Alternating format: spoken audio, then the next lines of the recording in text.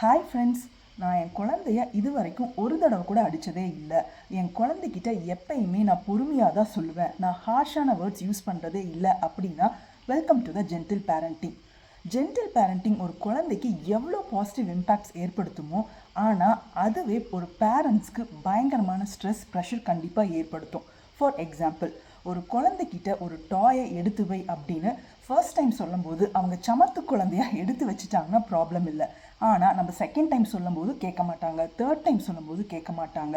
So நம்ம பொறுமையெல்லாம் இழந்து நம்ம ஜென்டில் பேரண்டிங்கோட எக்ஸ்ட்ரீம் உச்சத்துக்கு போனதுக்கப்புறம் ஒரு கற்றுனதுக்கப்புறம் அந்த குழந்தைங்க ஓடி போய் டாய்ஸ் எடுத்து வைப்பாங்க. ஸோ அப்போ நம்மளாம் யோசிப்போம், அடைச்சா நம்ம ஃபர்ஸ்ட் டைமே கத்தியிருந்தோம்னா இவ்வளோ தூரம் ஒரு 6 times 7 times number of times இவங்கக்கிட்ட பொறுமையாக பேசியிருக்க தேவையே இல்லையேன்ட்டு. ஸோ இது எதனால் நடக்குது? ஆஸ் அ பேரண்ட்டாக நம்ம இதை எப்படி கோப்பப் பண்ணும் அப்படிங்கிறது தான் இந்த வீடியோவில் பார்க்க போகிறோம்.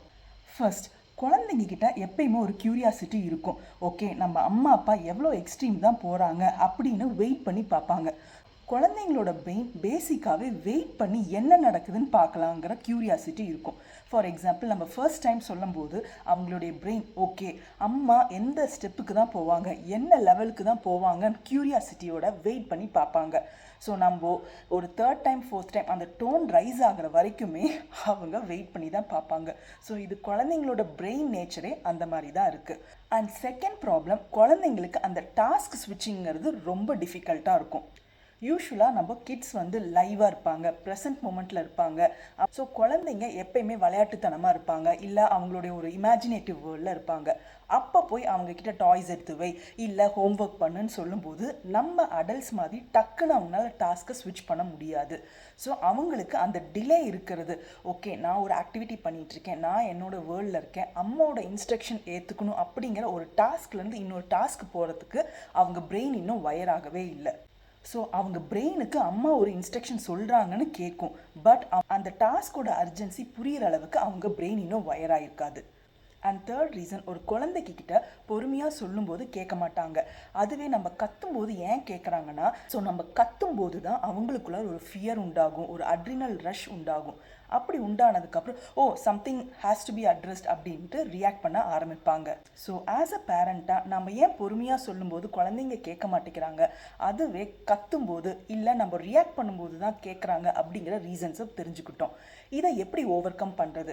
ஸோ ஃபர்ஸ்ட் ஆஃப் ஆல், நான் ஜென்டில் பேரண்டிங் தான் பண்ண போகிறேன். என் குழந்தைகிட்ட நான் எப்பயுமே பொறுமையாக தான் பேச போகிறேன், ஒரு விஷயத்தை புரிய வைக்க போகிறேன். அவங்க தப்பே பண்ணாலும் நான் அவங்கக்கிட்ட பொறுமையாக தான் எடுத்து சொல்ல போகிறேங்கிற டெசிஷன் எடுத்ததுக்கே ஆஸ் அ பேரண்ட்டாக உங்களுக்கு நம்ம ஹேட்ஸ் ஆஃப் பண்ணிக்கணும்.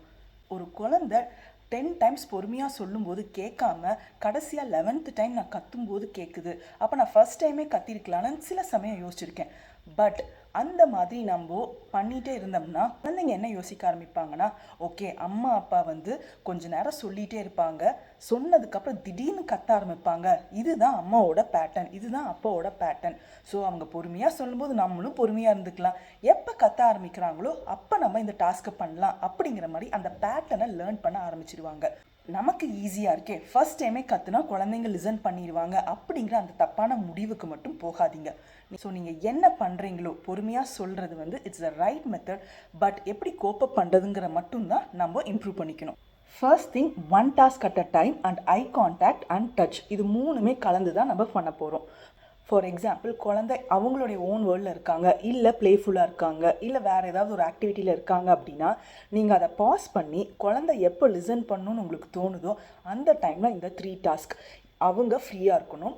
அதுக்கப்புறம் அந்த குழந்தைகிட்ட போய் ஒரு ஹக் பண்ணி இல்லை டச் பண்ணி ஐ டு ஐ கான்டாக்ட் கொடுத்து இந்த ஆக்டிவிட்டியை கம்ப்ளீட் பண்ணு, இந்த டாஸ்க்கை பண்ணு, ஸ்கூல் விட்டு வந்தோடனையும் இந்த ஆக்டிவிட்டீஸ் பண்ணு, யூனிஃபார்மை கழட்டி மாட்டிடு, இந்த மாதிரி நீங்கள் என்னென்னலாம் சொல்லணும்னு நினைக்கிறீங்களோ இது மூணுமே 1 task at a time, eye contact and then touch and feel, இந்த மூணும் சேர்த்து மிக்ஸ் பண்ணி அந்த குழந்தைகிட்ட சொல்லும்போது அந்த குழந்தை கண்டிப்பாக உங்ககிட்ட லிசன் பண்ணும்.